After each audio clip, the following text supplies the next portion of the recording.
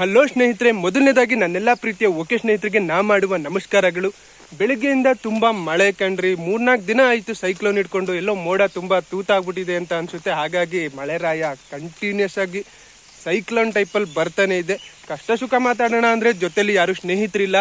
ಹಾಗೆ ಮೆತ್ತಿಗೆ ಪಿಸು ಮಾತಾಡೋಣ ಅಂತ ಅಂದ್ರೆ ಗರ್ಲ್ ಫ್ರೆಂಡ್ ಅಂತೂ ಹೆಂಗಿದ್ದಾಳೆ ಅಂತ ಮುಖ ನೋಡೇ ಇಲ್ಲ. ಅಂದ್ರೆ ಗರ್ಲ್ ಫ್ರೆಂಡೇ ಇಲ್ಲ. ನಮ್ಮ ಪಾಲಿಗೆ ನಮ್ಮ ಗರ್ಲ್ ಫ್ರೆಂಡ್, ನಮ್ಮ ಸ್ನೇಹಿತರು ಎಲ್ಲ ನಮ್ಮ ದನ ಕರುಗಳೇ. ನಮ್ಮಂತ ಹೈನುಗಾರಿಕೆ ಮಾಡೋರಿಗೆಲ್ಲ ದಿನ ಬೆಳಗ್ಗೆ ಎದ್ರೆ ಇವತ್ತು ದನಗಳಿಗೆ ಏನ್ ಮೇವು ಹಾಕೋದು, ಯಾವ ಹಸು ಹುಷಾರ್ ತಪ್ಪಿದೆ, ಯಾವ್ದು ಚೆನ್ನಾಗಿ ಹಾಲು ಕೊಡ್ತು, ಡಿಗ್ರಿ ಬತ್ತೋ ಫ್ಯಾಟ್ ಬತ್ತೋ, ಎಷ್ಟು ದುಡ್ಡು ಆಗ್ತಾ ಇದ್ದೇ ತಲೆನೋವಾಗ್ಬಿಟ್ಟಿರುತ್ತೆ.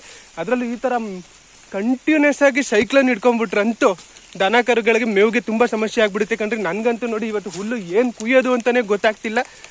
ನೆಲ್ಲುಲ್ಲೆಲ್ಲ ಫುಲ್ ಖಾಲಿ ಆಗ್ಬಿಟ್ಟೈತೆ. ಹಸುರು ಕುಯ್ಯೋಣ ಅಂತ ಅಂದ್ರೆ ಸೈಕ್ಲೋನ್ ಈ ರೀತಿ ಹಿಡ್ಕೊಂಡ್ಬಿಟ್ಟಿದೆ.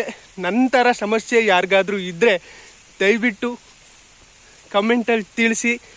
ನಮ್ಮಂಥ ಹೈನುಗಾರಿಕೆ ಮಾಡೋರಿಗೆ ಈ ಸಮಸ್ಯೆ ಜಾಸ್ತಿ.